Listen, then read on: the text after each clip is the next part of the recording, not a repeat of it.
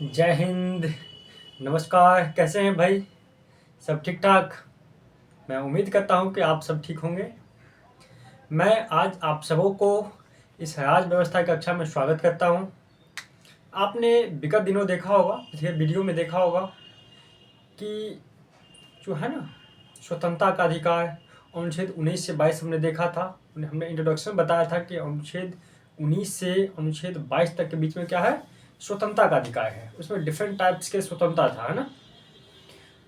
पिछले वीडियो में आपने देखा होगा कि थोड़ी बहुत हमने इंट्रोडक्शन बताया था कि 19 के ए के 1 में क्या है ना, बी में क्या है, सी में क्या है, डी में क्या है, हमने बताया था, है ना। उसका निबंधन भी बताया था, निबंधन कहाँ कहाँ निबंधन है, कैसे है। जिनको नहीं पता है वो पीछे के वीडियो देखेंगे, ठीक है। आज हम लोग बात करेंगे अनुच्छेद 19 स्वतंत्रता का अधिकार। उसके कई पार्ट थे। आज हम बात करेंगे अनुच्छेद 19 का, अनुच्छेद 19 ए के, है ना, ए के बारे में बात करेंगे। ये क्या कहता है कि भाषण एवं अभिव्यक्ति की स्वतंत्रता, ठीक है। भाषण एवं अभिव्यक्ति की स्वतंत्रता की बात करता है। तो भाषण क्या है मैं बताता हूँ, इसको नोट डाउन कीजिएगा, चाहे स्क्रीनशॉट भी अपना कर सकते हैं। ये कहता क्या है, भाषण एवं अभिव्यक्ति की स्वतंत्रता, अभिव्यक्ति की स्वतंत्रता की बात करता है ना।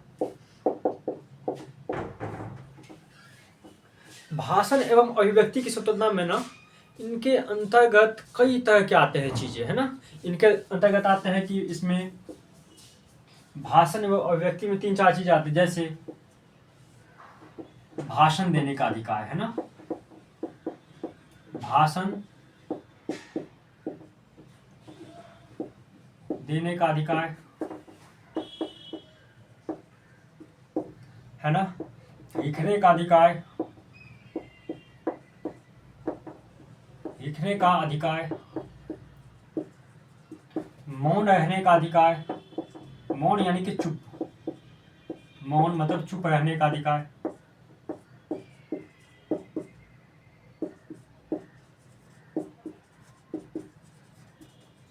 ठीक है, चुप रहने का अधिकार, ठीक है। झंडा फहराने का अधिकार,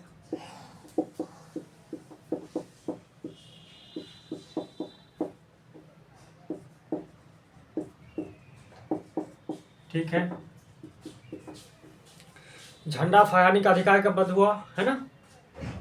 आप इसमें कई चीजें आते हैं, इसी के अंतर में आप देखेंगे ना, झंडा फहराने तक, हाँ यहाँ तक ठीक है, बाकी चीजें यूपीएससी में कन्वर्ट हो जाती है, उतना तो पढ़ना है नहीं। तो इस चीज़ों में क्या होता है कि आपको ना कोई भाषण देने से कोई रोक नहीं सकता, ये आपके फंडामेंटल राइट्स है, आप कहीं भी स्पीच दे सकते हो। लेकिन हमने पिछले वीडियो में बताया था उसका कुछ प्रतिबंध भी है, कुछ निबंधन भी है ना। आप ऐसी कोई भाषण न दे दे जिससे क्या हो, राष्ट्र की एकता पे कोई खतरा हो जाए, है ना, अखंडता पे खतरा हो जाए, है ना, आपकी स्पीच के वजह से देश में मारपीट होना स्टार्ट हो जाए, दंगा होना स्टार्ट हो जाए, तो आपको नियमित कर दिया जाएगा। आपकी जो है ना अधिकार है फंडामेंटल, उसको नियमित कर दिया जाएगा। हम बताएंगे जब निबंधन बताएंगे तब, ठीक है। इसी में एक स्वतंत्रता हो जाता है प्रेस की स्वतंत्रता, है ना, मीडिया की स्वतंत्रता, है ना, ठीक है। ये भाषण देने से आपको कोई नहीं मना कर सकता है। दूसरा, लिखने का अधिकार, आप कुछ भी लिखेंगे तो आपको कोई मना नहीं कर। आप देखते हैं किसी भी पेपर वाले को, किसी मैगजीन को छापता है, कोई मना करता है उसको? नहीं। कोई भी पेपर छाप सकते हो, कुछ भी आप नोट डाउन कर सकते हो, कोई आपको मना नहीं करेगा। लेकिन उसमें कंडीशन क्या है, कंडीशन है कि आप कुछ ऐसा ना नोट डाउन करते कि जिससे देश की एकता अखंडता पे खतरा हो जाए, तो आपको चीज़ें खत्म हो जाएगा। आपके लिखने से योग व्यवस्था की हानि होती है ना। कुछ ऐसे चीज़ें होती है जो देश के लिए अच्छी नहीं है, तो आपको नियमित कर दिया जाएगा, आपको सजा भी हो सकती है, तो देखेंगे बाद में, ठीक है। मौन रहने का अधिकार, आप चुप भी रह सकते हैं, ऐसा नहीं कोई आपको मुंह में वही डायलॉग कहेगा तुम बात करो, नहीं, आपको चुप रहना है, मतलब कोई आपको जबरदस्ती नहीं कह सकता है। सुप्रीम कोर्ट भी नहीं कह सकता कि आप क्यों चुप हो तुम, ठीक है ना। गांव में जब छोटे होंगे आप तो सबको पता होगा कि क्या होता है ना, किसी बात पे आप गुस्सा हो गए, आप बात ही नहीं कहे किसी से, तो मम्मी पापा कहते हैं बाज ना की हो छो, हाँ ये बोलो ना क्या हुआ, फिर भी आप कुछ नहीं कहना चाहते हैं, तो ऊपर से मम्मी धमाक से 2 थप्पड़ दिए, है ना। तो वो चीज़ें घर तक ही ठीक है, आपको बाहर कोई कुछ नहीं कह सकता है, क्योंकि आपकी ये फंडामेंटल राइट्स है, मौलिक अधिकार है आप, ठीक है। चुप रहने का अधिकार, मौन रहने का अधिकार, ठीक है। झंडा फहराने का अधिकार है ना, आप झंडा फहरा सकते हो, कोई दिक्कत नहीं है, प्राइवेट हो सरकारी हो, है ना, आप किसी भी जगह झंडा फहरा सकते हो, लेकिन इसकी कंडीशन है कि जो नेशनल ऑनर एक्ट है ना, राष्ट्रीय, है ना, ऑनर एक्ट जो है, सम्मान अधिनियम जो है ना, उसके विरोध में कोई चीज़ नहीं होनी चाहिए। उस राष्ट्रीय नेशनल ऑनर एक्ट में जितनी सारी चीज़ें हैं उसको आप फॉलो करते हैं तो कोई दिक्कत की बात नहीं है, ठीक है। झंडा फहरा सकते हैं, इस पे एक केस भी आया था, मैं अभी केस की डिस्कस करूंगा। केस क्या था, प्रेस की स्वतंत्रता है, मीडिया की स्वतंत्रता। आप ना देखते हैं वर्तमान समय में, आप सभी देखते होंगे, किसी के मुंह में ऐसे माइक कर दिया, हाँ भाई बताओ क्या है ना, बताओ तुम्हें बताओ क्या है, कहते हैं ना, तो वो चीज़ें ना आपको कोई, आपसे कोई छीन नहीं सकती है। कहता है जो ना संविधान की ना, जो हमारी डेमोक्रेसी है उसकी चौथा स्तंभ है ना, चौथा स्तंभ इसको प्रेस को कहा जाता है, मीडिया को कहा जाता है ना। इसमें मीडिया भी कई टाइप के आते हैं, डिजिटल मीडिया आते हैं ना, आप मीडिया में देखेंगे तो मीडिया में इसको पढ़ेंगे बाद में, ठीक है। इसमें कई केस आया था, एक केस आया था 1986 में। कब आया था, 1986 में, है ना। 1986 में एक केस आया था, सर्वोच्च न्यायालय ने, इमेनुअल नाम है एक इंसान का, इमेनुअल बनाम केरल, है ना, इस राज्य के व्यक्ति थे, है ना, वहाँ राष्ट्रीय गान हो रहा था, है ना, 1986 की बात है। इस बेचारे इंसान ने क्या हुआ, चुप रह दिया, है ना, मौन रह गया, तो वहाँ की गवर्नमेंट ने इन पे ना, वहाँ के राज्य ने इन पर कार्रवाई कर दिया, कहा कि तुम कैसे चुप रह सकते हो, राष्ट्रीय जो गान है इसके अपमान है ना। तो इसने क्या कहते हैं, केस कर दिया सुप्रीम कोर्ट में। आपको पता होनी चाहिए कि आपकी जो फंडामेंटल राइट्स की जो हनन होती है ना, आपके मौलिक अधिकार को कोई दबाता है तो उसके लिए आप सीधा सुप्रीम कोर्ट जा सकते हैं, कोई दिक्कत नहीं है। इन्होंने सुप्रीम कोर्ट में केस कर दिया कि मेरे पे कैसे, मुझे कैसे कोई दबा सकता है, ज़बरदस्ती कर सकता है। तो सुप्रीम कोर्ट ने एक आदेश दिया, सुप्रीम कोर्ट ने कहा, सुप्रीम कोर्ट के महामहिम जज साहब ने कहा, ये तो भाई सच है, किसी का व्यक्तिगत, है ना, उसका व्यक्तिगत है, वो चुप है या कुछ करे, मैं किसी को, आप ही बताओ या आप ही किसी को इज्जत नहीं कर सकते तो कम से कम बेइज्जती भी मत करो। जज साहब ने कहा कि नेशनल ऑनर एक्ट का इसने तो अपमान नहीं किया, इन्होंने इज्जत नहीं दिया तो अपमान भी तो नहीं किया ना, तो इन्होंने मौन रहा, तो अब ये मौन रह सकता है। यदि वहाँ राष्ट्रीय गान हो रहा था, वो नाचता या कोई अपशब्द बातें कहता तो वहाँ इसकी सजा होती है उसको, लेकिन ये तो बेचारा चुप था तो इसको सजा नहीं हुआ। तो इसी केस में कहा गया कि राष्ट्रीय गान के समय मौन रह सकता है इंसान, कोई दिक्कत नहीं है, ठीक है। इसी इनेमल बनाम केरल राज्यवाद में, केस को वाद कहते हैं, याद रखिएगा, जो केस होते हैं, जो कोर्ट में केसेस होते हैं ना, उसको हिंदी में कहते हैं वाद कहते हैं। तो कहें कि फलानाबाद तो मतलब समझिए कि केस है वो, ठीक है। इन्हीं केस 1986 में पूछेगा, ये जो केस आया था कब आया था, तो कब आया था, 1986 में। इसी में सुप्रीम कोर्ट ने कहा कि भाई आप चुप रह सकते हो, कोई दिक्कत नहीं है, ठीक है। एक केस आया 2004 में, 2004 में आया, नवीन जिंदल बनाम भारत सरकार, है ना, नवीन जिंदल वर्सेज भारत सरकार। हुआ क्या था, 2004 में नवीन जिंदल साहब जो थे, वो अपने घर पे ना, प्राइवेट बिल्डिंग पे ना, वो झंडा फहरा दिए थे, है ना। इसमें क्या लिखा हुआ है, झंडा फहराने का अधिकार, हमारा तो फंडामेंटल राइट्स है, तो उन्होंने किया, तो वहाँ के भारत सरकार ने उस पर केस कर दिया कि भाई तुम अपने बिल्डिंग पर, अपना पर्सनल बिल्डिंग पे, अपना पर्सनल घर पे कैसे झंडा फहरा सकते हो। उन्होंने कहा कि ये तो मेरा फंडामेंटल राइट्स है। कहा ऐसे थोड़ी होगा, इस पे कार्रवाई कर दिया नवीन जिंदगी साहब पे, भारत सरकार, है ना। कहा कि कोई बात नहीं। इन्होंने भी केस कर दिया, भारत सरकार पे ही केस कर दिया सुप्रीम कोर्ट में। कहा कि माई और देखिए मेरा ये फंडामेंटल राइट्स का हनन हुई है। तो इसी केस में सुप्रीम कोर्ट ने एक निर्णय दिया कि कोई भी इंसान अपना प्राइवेट बिल्डिंग पे, अपना प्राइवेट घर पे भी झंडा फहरा सकता है, उसको झंडा फहराने से कोई मना नहीं कर सकता। लेकिन इसमें एक कंडीशन दिया, इस कंडीशन के दौरान जो नेशनल ऑनर एक्ट है ना, नेशनल ऑनर एक्ट में जितनी सारी चीज़ है उस चीज़ों को फॉलो करना पड़ेगा आपको, है ना।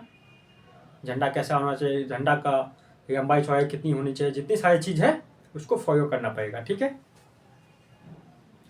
एक चीज़ और है, आपने सुना होगा नोटा।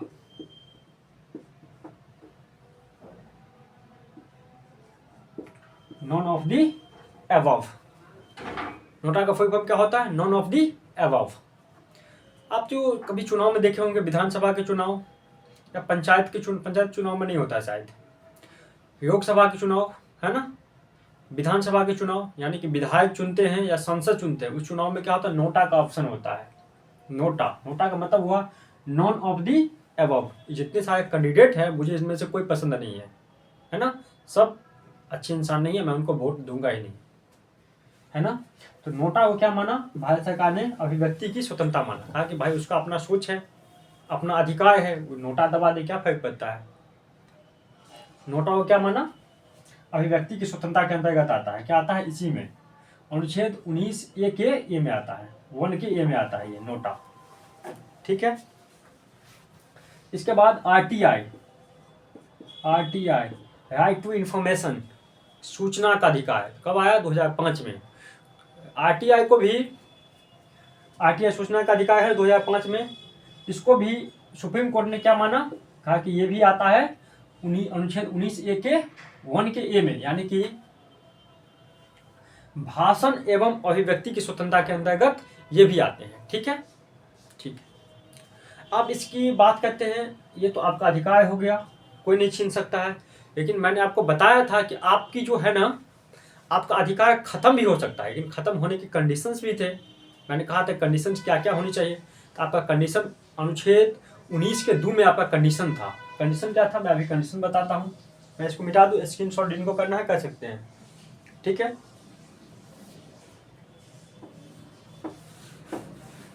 ठीक है, इनका जो निबंधन है ना या प्रतिबंध है ना, अनुच्छेद 19 फर्स्ट का ए को प्रतिबंधित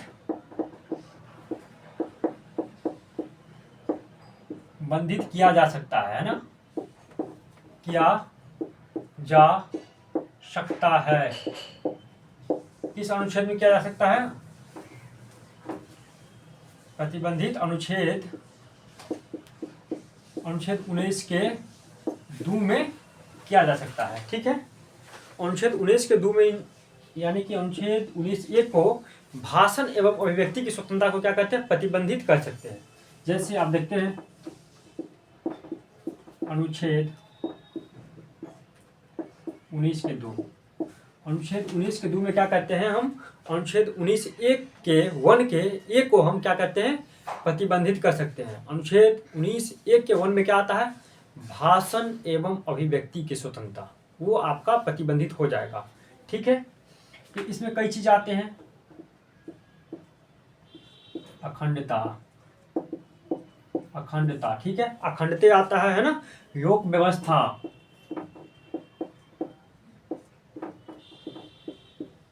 ठीक है। आप कुछ ऐसा स्पीच न दे दे जिसके वजह से क्या हुआ, आप, अखंडता सबको पता होगा। अखंडता का मतलब होता है किसी भी देश के प्रति, उस देश के नागरिक को, भौगोलिक लगाव को ही क्या कहते हैं? अखंडता कहते हैं, है ना। तभी हम लोग कहते थे अखंड भारत। अखंड भारत का मतलब होता है कि इस देश के भौगोलिक से, है ना, इस देश के ज्योग्राफी से लगाव होना, मतलब देश का टूट जाना ही क्या होता है? अखंडता कहा जाता है ना। ये देश संपूर्ण है, तो ना हम कहते थे अशोक के टाइम में, है ना, चंद्रगुप्त मौर्य के टाइम में क्या कहते थे? अखंड भारत था, है ना। जिसकी कंट्रोल कहाँ से होती थी? पटना से होती थी, इस पाटलिपुत्र से होती थी, जहाँ मैं अभी खड़ा हूँ वहीं से होती थी, है ना। इसी बिहार से होती थी ना, उसको अखंडता कहते हैं। ठीक है, आप कुछ ऐसा स्पीच ना दे दें जिससे क्या हो, योग व्यवस्था परेशान हो जाए। योग व्यवस्था का मतलब हुआ आप कुछ ऐसा स्पीच ना दे दें कि भगदड़ हो जाए, आपस में मारपीट हो जाए, है ना, हिंदू मुस्लिम सिख ईसाई के बीच में दंगा हो जाए, ऐसा ना हो जाए। ठीक है, राष्ट्र की सुरक्षा, राष्ट्र की सुरक्षा, आप कुछ ऐसा बयान न दे दे जिससे राष्ट्र की सुरक्षा खतरे में पड़ जाए। कुछ ऐसा चीज़ न बता दे मीडिया में आके, ये है वो है ऐसे है, देश के जो गुप्त चीज़ें के बारे में बता देंगे तो क्या होगा, राष्ट्र की सुरक्षा पे सब क्वेश्चन मार्क हो जाएगा ना, तो वो चीज़ें आप करेंगे तो आपका क्या होगा, ये प्रतिबंधित हो जाएगा।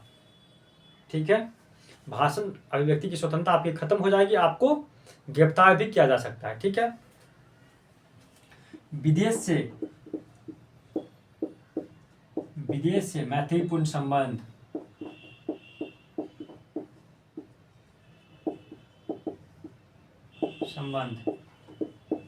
ठीक है, यदि आप किसी विदेशी से, किसी विदेश जो हमारे दुश्मन कंट्री है, जिससे हमारे भारत सरकार हम भारतीयों को नहीं बनती है, भारत सरकार से विरोधी है, उससे आप दोस्ती नहीं कर सकते, उससे आप अपना बातें शेयर नहीं कर सकते, करेंगे तो आप जाओगे भाई 4 नंबर में, है ना।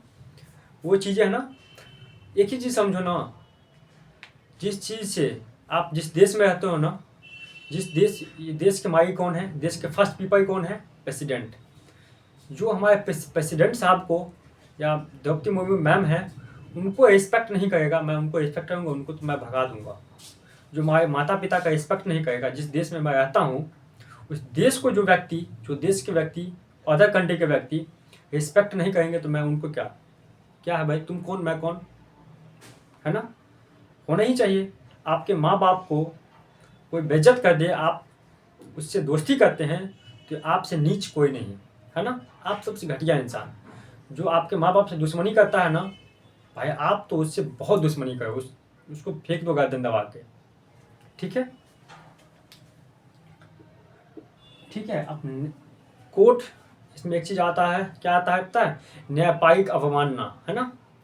कोर्ट जो कहे ना, कोर्ट की बातों पे अमल करना पड़ता है। जो कोर्ट है ना, हाई कोर्ट हो, सुप्रीम कोर्ट हो या डिस्ट्रिक्ट कोर्ट हो, कोर्ट की बातों को यदि नहीं मानेंगे तो क्या हो जाएगा, आपका ये चीज़ें खत्म हो जाएंगी। ठीक है, ये था अनुच्छेद 19(1) का ए, उसका निबंधन। वीडियो लंबी हो जाएगी, इसलिए मैं शॉर्ट करके वीडियो बनाऊंगा। तब तक के लिए जय हिंद, नमस्कार।